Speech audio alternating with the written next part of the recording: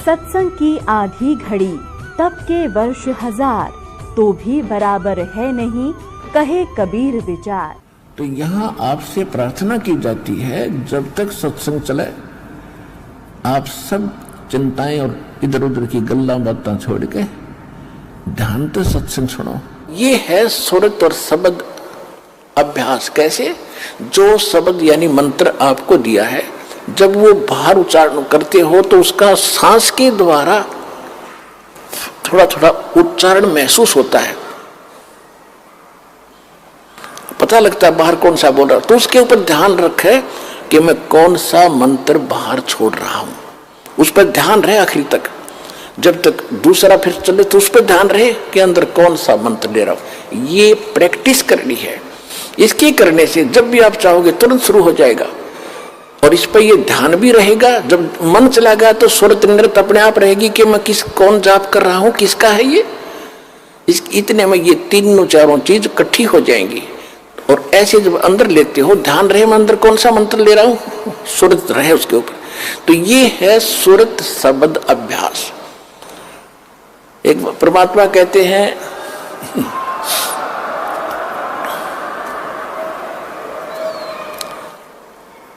एक डाल पे दो पक्षी बैठे, एक गुरु एक चेला रे, चेला तो चंचल है भाई, गुरु निरंतर खेला रे। फिर परमात्मा उत्तर देते हैं कि इस पद का वो भेद बताओ, कौन गुरु कौन चेला रे। और फिर आपे उत्तर दे रहे हैं, कह कबीर सुनो भाई साधो, शब्द गुरु चित चेला रे, शब्द गुरु चित चेला रे। आप उत्तर दे रहे हैं कि कौन है गुरु कौन है चेला। एक डाल पर दो पक्षी बैठे, एक गुरु एक चेला रे। यानी इस पर शरीर के अंदर आत्मा भी है, मन भी है। और यहां बताते हैं कि जब गुरुजी ने आपको मंत्र दे दिया तो इस मन को इस पे लगा, चित्त को इस शब्द पर, तब वो गुरु के द्वारा दिया गया तेरा जो मंत्र है वो इस मन का गुरु बना दे। शब्द गुरु चित चेला रे, जो नाम गुरु जी ने दे दिया उस समय केवल वही ध्यान रहे, वो कौन सा मंत्र मैं जाप कर रहा हूं, और मन को उसके जोड़ दे। तो ये है सुरत शब्द अभ्यास।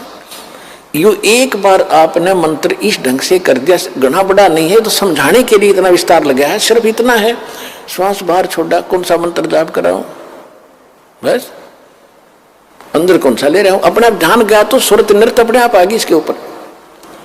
ये एक मंत्र बन गया आपका अनमोल, आपके खजाने में, भगवान के दरबार में, आपके अकाउंट में जमा हो गया।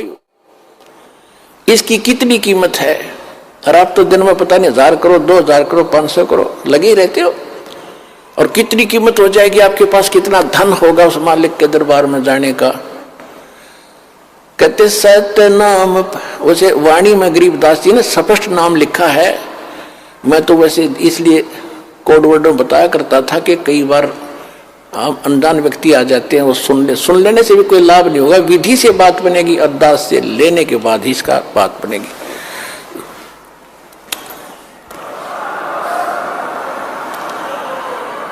गरीबदास जी ने लिखा है, ओम सोहम पालड़ रंग होरी हो। मैं उसको सतनाम कह देता हूं कोड वर्ड और बनाने के लिए। गरीबदास जी ने सीधा लिखा है, ओम सोहम पालड़ रंग होरी हो, 14 लोक चढ़ावे राम रंग होरी हो, 3 लोक पासंग धर रंग होरी हो, तो ना तुले तुलाया राम रंग होरी हो। पृथ्वी लोक, स्वर्ग लोक और पाताल लोक, इन तीनों की कीमत रख दे एक तरफ। इनकी तो गिनती भी नहीं है, 3 लोक, इनकी तो गिनती नहीं। ये कितनी कीमत है। जैसे एक छोटी सी स्टेट का कोई मंत्री बन जाता है, हो फूला नहीं समाता, पता नहीं क्या पा गया, मुख्यमंत्री बन गया, और 5 साल के बाद मुंह लटका के फिर बैठ जाएगा गोड्डा में सर दर के। राजा लोग भी हुए थे, पूरी पृथ्वी के शासक हो गए, अंत में गधे बने और यहीं छोड़कर चले गए। कहते परमा, और यह स्वर्ग के इंद्र का होता है, स्वर्ग का राजा, वो भी गधा बनता है अपना पूरा समय करके।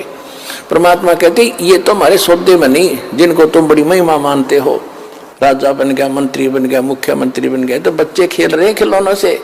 जिस दिन आपको ये ज्ञान होगा उस सच्चे भगवान का और सच्चे स्थान का और उस सुख का।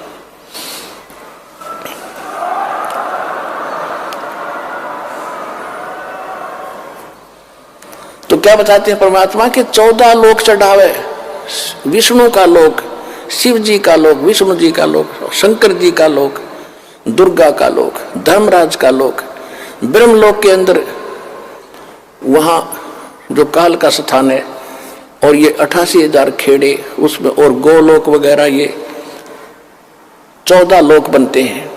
कहते इन 14 लोक की कीमत रख दे, यानी पूरे ब्रह्मांड में रख दे एक तरफ, और ये 3 लोक पृथ्वी स्वर्ग पाताल, ये तो पासंग, इनका ये तो सौदे में नहीं, इतनी कीमत है इसे एक मंत्र की। पासंग किसे कहते थे? क्योंकि आजकल बच्चे उस व्यवहार से निकल चुके हैं। पहले दास का जन्म था किसान परिवार में, जाट परिवार। हमारे पिताजी के पास ये सेठ लोग, बनिए लोग, गेहूं, बाजरा, जवार, गुड़ ये खरीदने आते थे। तो पिताजी कहते थे भाई पहले अपनी तराजू है ना, तेरी तखड़ी तुला, इसको जांच कराओ, इसमें एरर ना हो, पासिंग ना हो। पासिंग माने एरर को ठीक करना।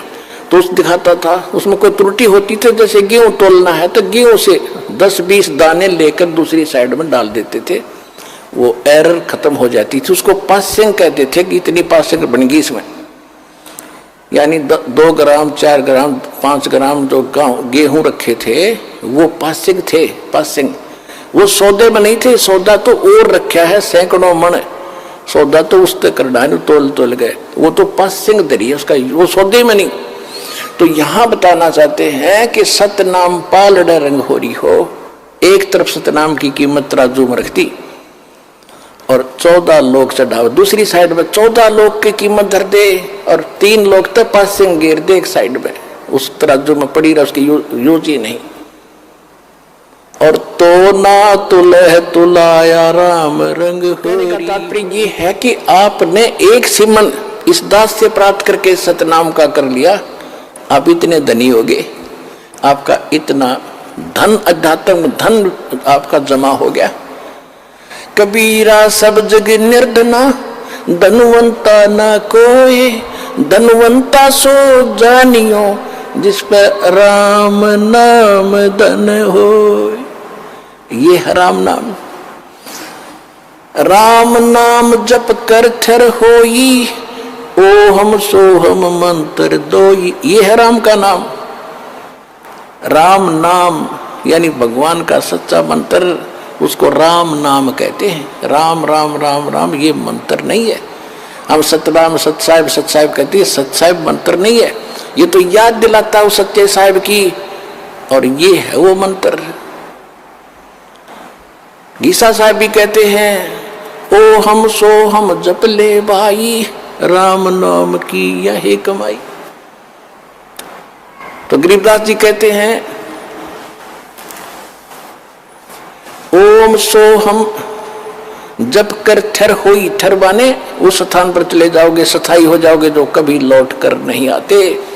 और ओम सोहम मंत्र राम ना, ओम सोहम मंत्र दोई, ओम सोहम मंत्र दोई, यही 2 मंत्र हैं। राम नाम जप कर थर होई, ये है राम का नाम जो जाप करना है। ये विधि तत्वदर्शी संत के पास, और उसे लेकर ही जाप किया जाएगा उस विधि से, तब इसका पुण्य मिलता है।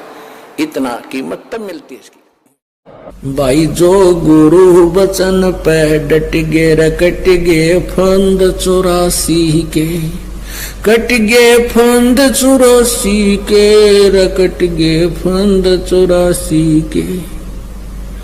भाई जो गुरु बचन पे डट गे रकट गे फंद 84 के। वस्तु मिली ठोर की ठोर, मिट गई मन पापी की दौड़।